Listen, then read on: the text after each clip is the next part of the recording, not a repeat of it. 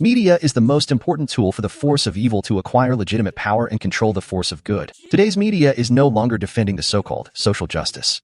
It is the most important tool to manipulate social justice. And nowadays, social media is just like a social nuclear weapon. 1 year ago, I joined Bannon's War Room's live interview.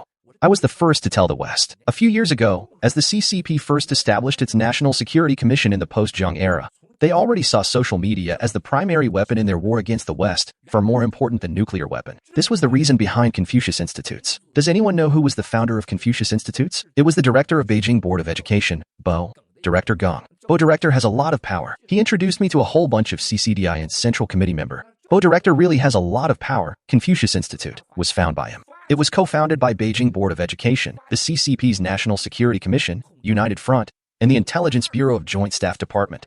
What do you think Confucius Institute is for? And back then, it was the third department of Joint Staff Department overseeing the technology behind Baidu, Alibaba, Microsoft. All of this, as well as TikTok and Zoom that came later. The National Security Commission controlled all of that. This is why media outlets such dual-way news based in Beijing are the CCP's propaganda media, intelligence media. They are for gathering intelligence. So, this is basic common sense. The CCP is using social media as nuclear weapon. How could you think it will bring you justice? It's even more terrible in America. Look at Zuckerberg, Twitter, X. Now in China you see these dozens of shareholders. It's terrible. Today I can tell you. 4 years ago, the April 19th incident. The CCP used political news, advertisement news, or news outlets under its BGY to attack its enemy. But today there is a fundamental difference. The CCP is already using, how should I put it, really the CCP's state power. News and media have been weaponized. Twitter, X, Facebook, Google, Zoom, TikTok, all of Hong Kong's media, WeChat, Baidu, the CCP has full control over them.